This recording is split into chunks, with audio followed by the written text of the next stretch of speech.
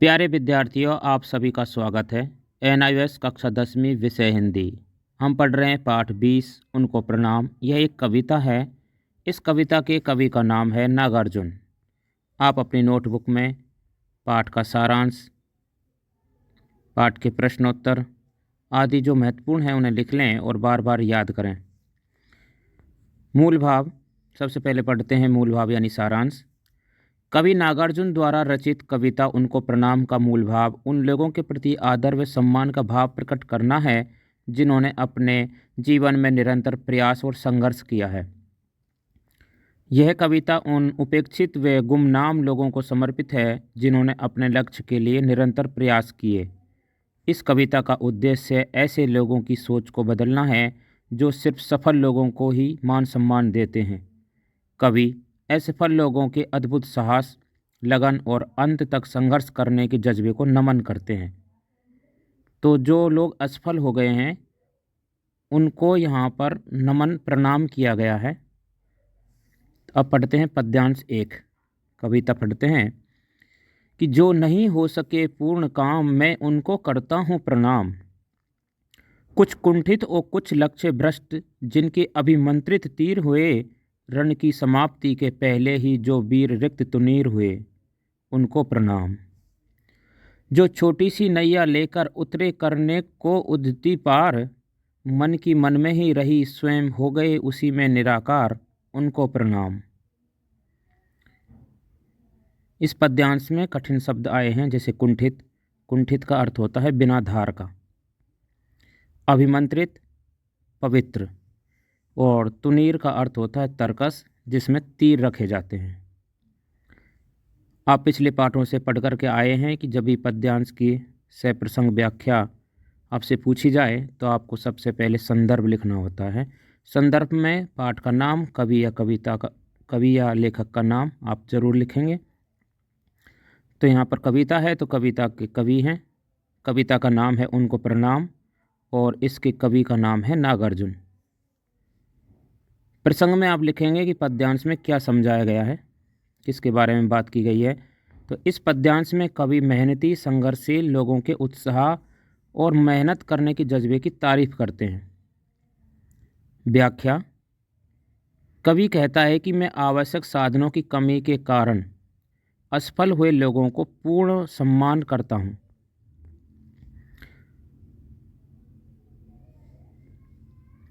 क्योंकि इन लोगों में मेहनत, संघर्ष और उत्साह की कोई कमी नहीं होती है और वे काम करने के लिए तत्पर रहते हैं।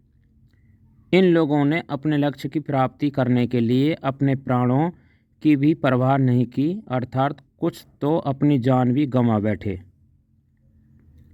तो इसमें लिखा है कि जो नहीं हो सके पूर्ण काम मैं उनको करता हूँ प्रणाम। जिन लोगों के कार्य पूर्ण नहीं हो चुके हैं और जिन्होंने संघर्ष किया है मैं उनको प्रणाम करता हूँ। कि कुछ वीर जो रण में उतरे, युद्ध करने के लिए उतरे और उनके युद्ध करते करते जो तुनीर है वो रिक्त हो गया है, तो उनके लिए भी कवि क्या कर रहा है, प्रणाम कर रहा है। और जो छोटी सी नैया लेकर यानी नाव लेकर जो समुद्र पार करने के लिए समुद्र में उतरे लेकिन वे समुद्र को पार नहीं कर पाए और उसी समुद्र में विलीन हो गए, ऐसे साहसी लोगों को भी कवि प्रणाम कर रहा है। तो इस पद्यांश में कवि क्या कर रहा है, जो युद्ध में उतरे लेकिन युद्ध जीत नहीं पाए और युद्ध करते करते वीर गति को प्राप्त हो गए उनको प्रणाम कर रहा है। और जो समुद्र पार करने के लिए अपनी नाव लेकर के उतरे लेकिन वो समुद्र पार नहीं कर पाए, तो उनके लिए भी कवि क्या कर रहा है, प्रणाम कर रहा है। इस काव्यांश की काव्य सौंदर्य देखते हैं कि वीर किंतु असफल लोगों के प्रति सम्मान व्यक्त किया गया है। भाषा सरल एवं सहज है।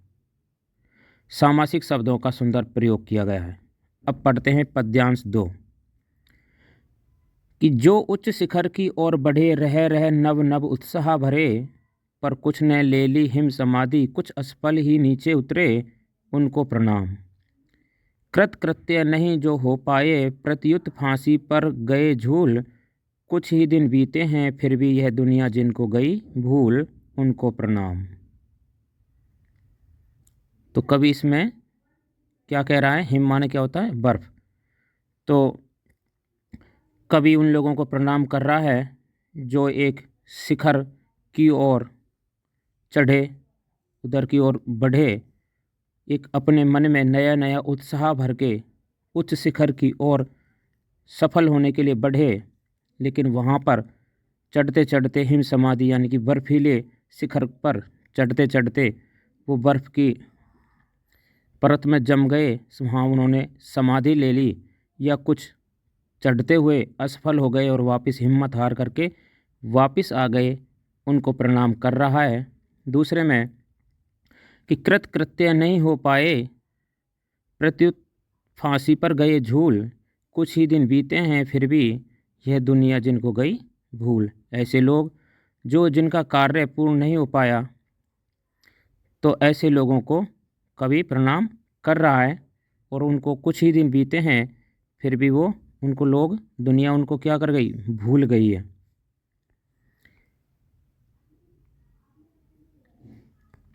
हिम माने होता है बर्फ, समाधि का मतलब होता है स्मारक, उत्साह यानी कि जोश, कृतकृत्य यानी काम पूरा होने से मिलने वाली सार्थकता, और प्रत्युत यानी बल किया इसके विपरीत, यानी कि जिनके कार्य पूर्ण होने में जो सार्थकता मिलती लेकिन वो नहीं हो पाए, बदले में क्या हुआ? वो लोग फांसी पर झूल गए, फांसी पर चढ़ा दिए गए।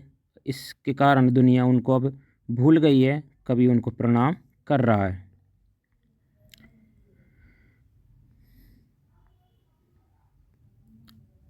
ये तो आपने अर्थ जाना। अब इसका सप्रसंग व्याख्या आप कैसे लिखेंगे कि इस कविता का नाम उनको प्रणाम है और इसके कवि नागार्जुन जी हैं। इसमें कवि कहता है, प्रसंग लिखेंगे कि इसमें कवि कहता है कि इन असफल वीर योद्धाओं ने अपने लक्ष्य को प्राप्त करने के लिए अपने प्राण तक न्यौछावर कर दिए और प्रसिद्ध प्राप्त करने की तनिक भी कोशिश नहीं की। व्याख्या में भी कि लगातार अथक प्रयास करने वाले व्यक्ति असफलता मिलने पर भी नए उत्साह और जोश से भर जाते हैं और अपने लक्ष्य को प्राप्त करने के लिए अपने प्राण तक न्यौछावर कर देते हैं। कवि कहता है कि हमें ऐसे असफल रहे लोगों को भी पूरा मान सम्मान करना चाहिए। काव्य सौंदर्य के वीर सैनिकों के असाधारण साहस और कर्मठता को व्यक्त किया गया है। भाषा बहुत सरल और सहज है। पद्यांश 3 कि दृढ़ व्रत ओ दुर्दम साहस के, जो उदाहरण थे मूर्तिमत, पर निर्वधि बंदी जीवन ने जिनकी धुन का कर दिया अंत, उनको प्रणाम। जिनकी सेवाएं अतुलनीय पर विज्ञापन से रहे दूर, प्रतिकूल परिस्थितियों ने जिनके कर दिए मनोरथ चूर चूर, उनको प्रणाम। संदर्भ में आप इसी तरीके से लिखेंगे कि इस कविता का नाम उनको प्रणाम है और इसके कवि का नाम नागार्जुन है। प्रसंग में इन पंक्तियों में महान लक्ष्य वाले मेहनती लोगों की असफलता के कारण बताए गए हैं। व्याख्या,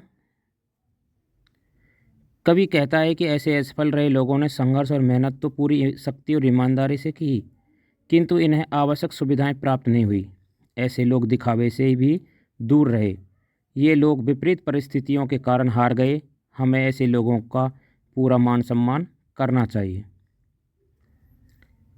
काव्य सौंदर्य है कि कवि कहते हैं कि विषम परिस्थितियों ने इन वीर योद्धाओं के प्राण तक हर लिए, किंतु उनके महान लक्ष्य को प्राप्त करने के लिए जज्बे को समाप्त नहीं कर पाए। संस्कृत निष्ठ शब्दों में ठेठ देसी शब्दों का प्रयोग हुआ है। सामासिक शब्द जैसे लक्ष्य भ्रष्ट, कृतकृत्य, उद्धति पार आदि का प्रयोग किया गया है। अब पढ़ते हैं परीक्षा उपयोगी महत्वपूर्ण प्रश्न, बहुविकल्पीय प्रश्न। प्रश्न 1, उनको प्रणाम कविता में छोटी सी नैया का क्या आशय है? छोटी सी नैया का आशय है संसाधनों की कमी। छोटी सी नैया का शाब्दिक अर्थ तो होता है छोटी सी नाव, लेकिन यहाँ पर पाठ में आया है संसाधनों की कमी। प्रश्न 2, निराकार शब्द का प्रयोग किस अर्थ में हुआ है? विलीन हो जाना। प्रश्न 3, रिक्त तुनीर हुए का क्या आशय है? इसका शाब्दिक अर्थ तो होता है कि जो तुनीर होता है वो खाली हो गया है। तो इसका अभिप्राय होगा कि संसाधनों की कमी हो गई है।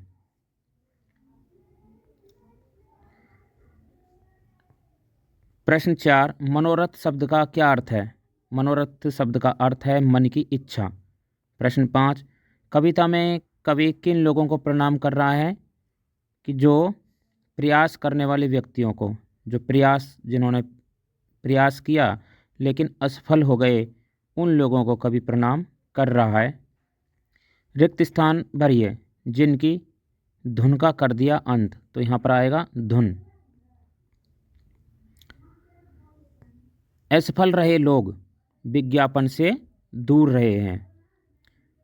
कि जो उच्च की ओर बढ़े शिखर, तो जो उच्च शिखर की ओर बढ़े, रह रहे नव नव उत्साह भरे।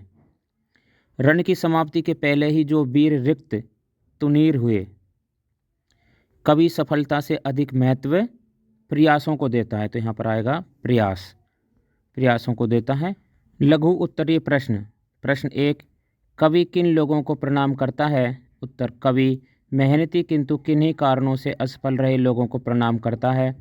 प्रश्न 2, उनको प्रणाम कविता में कवि ने किन लोगों को भूलने की बात कही है? इसका उत्तर होगा ऐसे लोगों को जो किन्हीं कारणों से अपने कार्य में असफल रहे हैं। प्रश्न 3, उच्च शिखर शब्द का संदर्भगत अर्थ लिखो। उच्च शिखर का अर्थ होता है महान लक्ष्य या बड़े लक्ष्य। प्रश्न 4, उनको प्रणाम कविता की पंक्ति यह दुनिया जिनको भूल गई मैं जिनको से कवि का क्या आशय है? इसका उत्तर होगा कि कविता में जिनको शब्द ऐसे लोगों के लिए इस्तेमाल किया गया है जिनका लक्ष्य बहुत महान था किंतु वे अपने लक्ष्य को प्राप्त करने में असफल रहे हैं। प्रश्न 5, नव उत्साह किनके मन में भरा है? उत्तर, अपने महान लक्ष्य को प्राप्त करने के लिए पूरी ईमानदारी से निरंतर प्रयास करने वाले लोगों के मन में नव उत्साह भरा रहता है। प्रश्न 6, कुछ ने हिम समाधि ले ली का अर्थ क्या है? उत्तर, इन मेहनती लोगों ने अपने लक्ष्य को प्राप्त करने के लिए अपने प्राणों की बलि दे दी। इसका अर्थ होगा। प्रश्न 7, उनको प्रणाम कविता में कवि ने किन लोगों के साहस की बात की है? आप उत्तर लिखेंगे कि कवि ने ऐसे लोगों के साहस की बात या प्रशंसा की है जिन्होंने आवश्यक साधनों के अभाव होने पर भी अपने लक्ष्य की प्राप्ति के लिए लगातार संघर्ष किया और अपने प्राण तक गंवा दिए। प्रश्न 8, किन की सेवाएं अतुलनीय और दिखावे से दूर रही? उत्तर, असफल रहे लोगों की सेवाएं अतुलनीय व दिखावे से दूर रही क्योंकि इन लोगों ने पूरे उत्साह और जोश से अपने कार्यों को पूरा करने का प्रयास किया जबकि इन लोगों पर आवश्यक साधनों की कमी रही। प्रश्न 9, उनको प्रणाम कविता में कवि ने असफल हुए बलिदानियों को क्यों स्मरण किया है? उत्तर, समाज के व्यक्ति केवल सफल लोगों को ही याद रखते हैं और उनका गुणगान गाते हैं। समाज असफल रहे लोगों के कठिन परिश्रम वे लगन की ओर ध्यान नहीं देते, इसलिए कवि ने असफल हुए बलिदानियों को स्मरण किया है। प्रश्न 10, उनको प्रणाम कविता में कवि ने किन लोगों के साहस की बात की है? आप उत्तर लिखेंगे कि उनको प्रणाम कविता में कवि ने ऐसे साहसी व त्यागी बलिदानियों के प्रति आदर का भाव प्रकट किया है जिन्होंने आवश्यक साधनों के अभाव होने पर भी अपने लक्ष्य की प्राप्ति के लिए लगातार संघर्ष किया और अपने प्राण तक गंवा दिए। दीर्घ उत्तरीय प्रश्नोत्तर। प्रश्न 1, उनको प्रणाम कविता में कवि ने किन लोगों के प्रति आदर का भाव प्रकट किया है? उत्तर, उनको प्रणाम कविता में कवि ने ऐसे बलिदानियों के साहस और त्याग के प्रति आदर प्रकट किया है जो समुचित साधनों के अभाव में देश को स्वतंत्र कराने में सफल नहीं हो पाए। कवि कहता है कि उनका साहस व त्याग निस्संदेह सम्मान का अधिकारी है। प्रश्न 2, उनको प्रणाम कविता के कवि और समाज की सोच में क्या अंतर है? उत्तर, समाज की आदत है कि वह चढ़ते सूरज को प्रणाम करता है, अर्थात जो लोग अपने कार्य में सफल हो जाते हैं उन्हें ही मान सम्मान दिया जाता है, किंतु कवि की सोच है कि असफल रहे बलिदानियों वे लोगों को भी याद करना हमारा कर्तव्य है क्योंकि उनका साहस व त्याग बहुत महान है और उन्हें सम्मान मिलना चाहिए। प्रश्न 3, उनको प्रणाम कविता का मूल भाव क्या है? उत्तर, उनको प्रणाम कविता का मूल भाव उन बलिदानियों को स्मरण करना, मान सम्मान देना है जिनके कार्य अधूरे रह गए, अर्थात अपने काम में सफल नहीं हो पाए। समाज में भी इन बलिदानियों की उपेक्षा की और बहुत जल्दी इन्हें भुला दिया गया। तो ये था इस पाठ के सप्रसंग व्याख्या महत्वपूर्ण प्रश्न। धन्यवाद।